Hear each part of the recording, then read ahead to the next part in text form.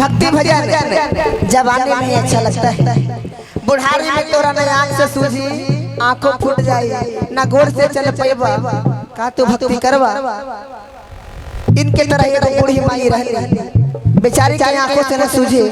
गोड़ों से न चल पावे तैयो बेचारी गुरु के ज्ञान ले ले हला नमः शिवा जप हला ओकर पुतोया चारों कहे है ये बुढ़िया तो पगला गई है ये रात दिन चर्चा में जाएगा नमः शिवा रात दिन जपते रहा है ये बुढ़िया तो पगला गई ये बुढ़िया तो पगला गई है तकल के ना कि बुढ़िया के जल्दी घर से बाहर निकाल दा ये बुढ़िया पगला गई कहने का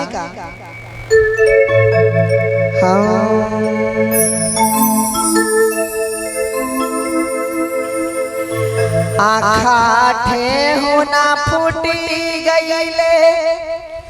चर्चा भाजना छूटी गईले कनी हे महादेव न आँख से सुझाता न पैर से चले होगा कहनी का हरि की आँखाठे होना फूटी गईले चर्चा भाजना छूटी गईले दुआरा पर नमः शिवा जपा कहे बुढ़िया कनी बुढ़िया के आंखों फूट गए गोड़ टूट गए आ तैयो दुआरी पे बैठ के नमः शिवा कर है आ कहनी का आँखा ठे हो न फूटी गईले चर्चा भाजना छूटी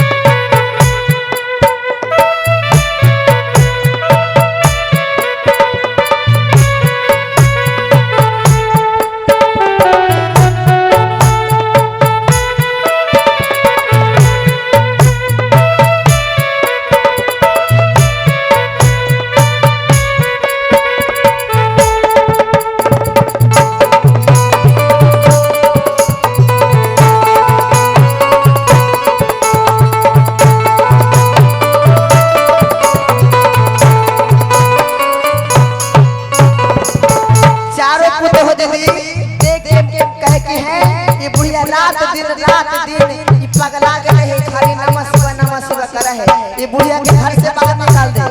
एकरा घर में रखे से कोई फायदा ना हो चारों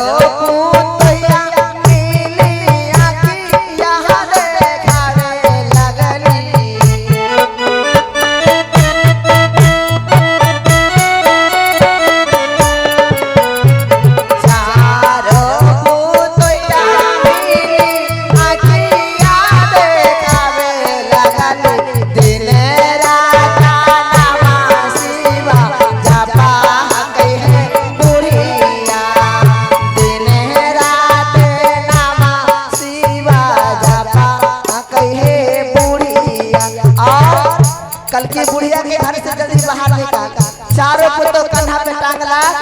आ गंगा किनारे जाके बैठा देला कि ले गंगे माता भी सुनते रही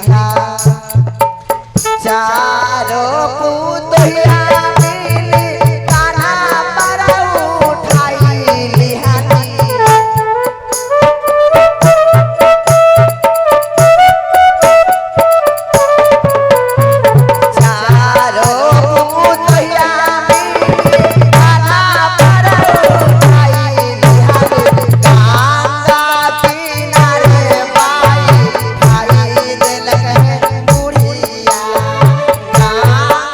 किनारे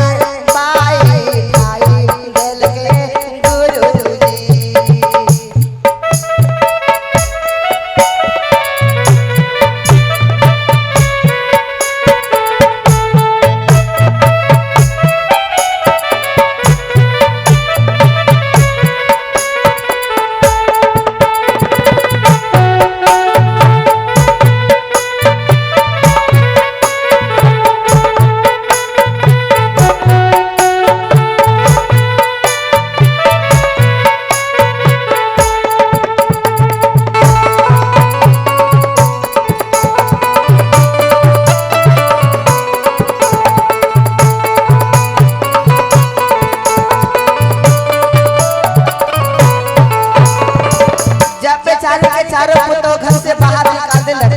गंगा किनारे जाके बैठा देलक। बेचारी खूब रोवे कि हे गंगा मैया, जवन बाल बच्चे के पाल पोस के जवान कइनी, ओही बाल बच्चा हमरे घर से निकाल देलक, अब कहां जाएं हे गंगा मैया। बुढ़िया के रोवल सुन के गंगा मैया